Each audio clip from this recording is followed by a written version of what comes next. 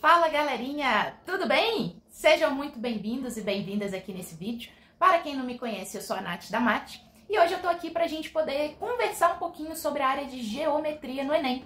Bora lá?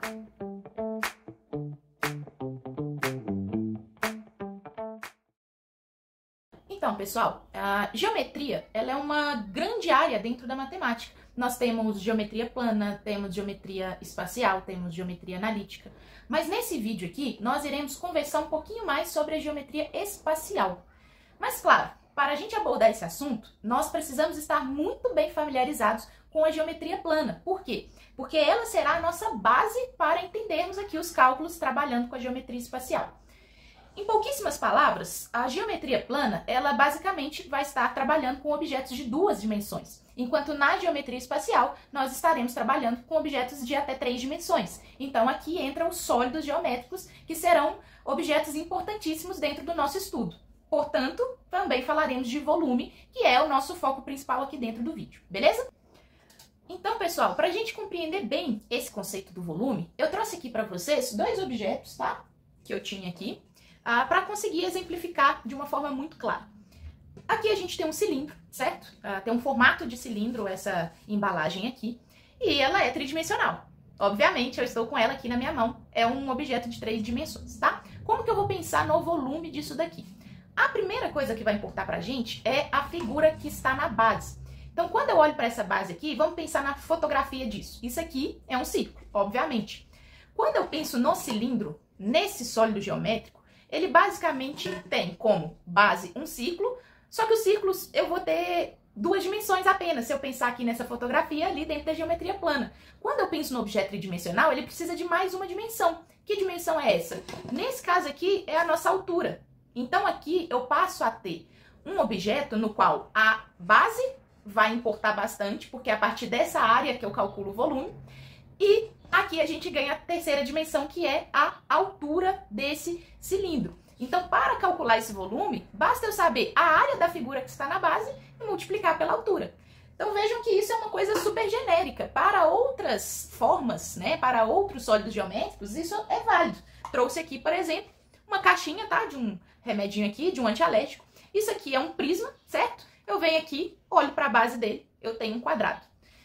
Ele é um objeto tridimensional, então ele tem mais uma dimensão. Então eu tenho aqui a área da base, que nesse caso seria um quadrado, lado vezes lado. Para calcular o volume, eu preciso ainda multiplicar pela altura. Muito simples. Então, por mais que as fórmulas de volume sejam algebricamente diferentes, a forma com que eu penso nela é a mesma tanto para cilindro quanto para prismas. Porque eu só preciso determinar a área da figura que está na minha base e multiplicar pela altura. Então, nesse caso, independente ali desse sólido, né, seja ele prisma, seja ele um cilindro, basta eu ter a minha figura de base, calculo a área dela, multiplico pela altura. Fechou? Sei que vocês talvez possam estar se perguntando assim, tá, mas e as pirâmides e o cone, por exemplo, né? Como que eu faço? É o mesmo raciocínio para a área do volume deles? Sim, só que eu vou ter um diferencial aqui, que é o seguinte. Vamos pensar no... Ó, isso aqui é da Havana, tá precisando de me patrocinar. Como que eu vou pensar aqui no cone? Vamos supor que eu tenho um cone que seja, né, tem aqui o mesmo tamanho do círculo com a mesma altura. Esse cone, referente aqui a este cilindro, se eu penso no volume dele, ele cabe 3 vezes dentro do seu cilindro correspondente. Então, o que isso muda para mim na hora de calcular o volume? No caso de pirâmides e de cones, quando eu vou calcular o volume, eu faço primeiramente o cálculo como se fosse, né, esse prisma ou cilindro, a área da base vezes a altura, mas eu preciso de dividir por 3, beleza? Somente isso. Então, acredito que agora o raciocínio tenha ficado muito simples. Vamos fazer juntos uma questão do Enem 2022 para a gente ver como que isso funciona na prática? Bora lá! Vamos ler juntos essa questão. Enem 2022. Uma empresa produz e vende um tipo de chocolate maciço em formato de cone circular reto, com medidas de diâmetro da base e da altura iguais a 8 e 10 centímetros, respectivamente, como apresenta a figura. Devido a um aumento de preço dos ingredientes utilizados na produção desse chocolate, a empresa decide produzir esse mesmo tipo de chocolate com um volume 19% menor, no mesmo formato de cone circular reto, com uma altura de 10 centímetros.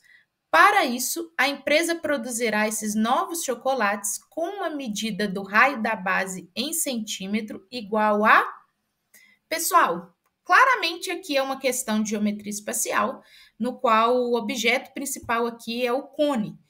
Ele fala de um cone que terá o seu volume diminuído em 19%, só que ele vai manter a altura. Então, a medida que irá mudar vai ser o raio, que é exatamente o que a questão está perguntando.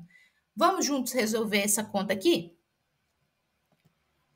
Nessa questão, nós trouxe aqui para vocês o desenho desse cone que representa aqui o nosso chocolate. Pensa aí no sabor que vocês mais gostam, é ninho com Nutella, Oreo, enfim. Temos aqui um cone completamente maciço, né, com essas dimensões. E a informação principal que esse enunciado me dá é que ele vai ter uma diminuição. Esse novo cone será 19% menor no seu volume do que o cone original. Ou seja, aqui a gente já pode inferir que o volume do cone, do novo cone, será 81% do volume original, certo? O que mais a gente tem de informação importante a se levar em consideração aqui? Eu sei que o volume do cilindro, ele vai ser a área da minha base, que é um círculo, por isso, πr², vezes a altura, então eu tenho esse H, e isso tudo dividido por 3, porque é o volume do cilindro correspondente dividido por 3, perfeito? O novo volume será 19% menor. Eu sei também que a altura permanece em 10 centímetros, ela não vai se alterar. Qual é o novo raio? Vamos fazer aqui esse desenvolvimento? Nós iremos precisar de calcular o volume do cone. Então, para encontrar o volume inicial, nós iremos utilizar a formulazinha, que é a área da base, vezes a altura sobre 3. Como a base é um círculo, eu vou ter aqui π vezes r² vezes a altura, dividido tudo por 3, beleza? No nosso desenho, conseguimos ver que o diâmetro equivale a 8 centímetros. Sabemos que raio é metade de um diâmetro, então aqui sabemos que o raio utilizado será 4. Podemos substituir os valores. No lugar do raio, a gente substitui por 4, fazendo essa continha, 4² 16 vezes 10, vai dar 160 π sobre 3. Percebam que eu deixei o π aqui porque a questão não pede para substituir, certo? Agora, nós precisamos, então, calcular o volume final do cone, que é como ele ficará após essa redução de 19%. Eu tenho, então, que o volume será 81% do seu inicial. 81% é a fração 81 sobre 100. Fazendo aqui os cálculos, fazendo simplificação, eu consigo chegar que esse volume terá 432 π sobre 10. Percebam que aqui a gente divide 81 por 3, 27. Também dá para simplificar 160 por 10, mesma coisa com 100. Correto? Então, nós temos que o volume final será este. Por que essa informação é tão importante para a gente? Porque o que nós queremos é o raio. Como que eu vou achar o raio? Eu só consigo encontrar o raio se eu tiver o volume final, que agora nós já encontramos. O nosso volume, que equivale a πr² vezes a altura sobre 3, será igual ao volume final.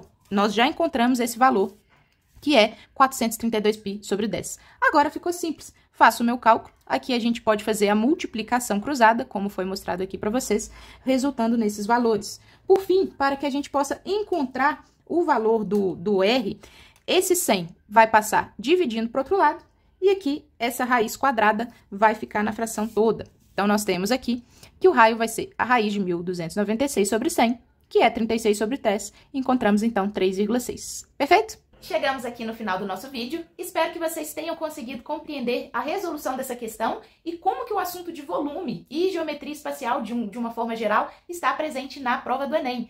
Muito obrigada, pessoal, e até a próxima!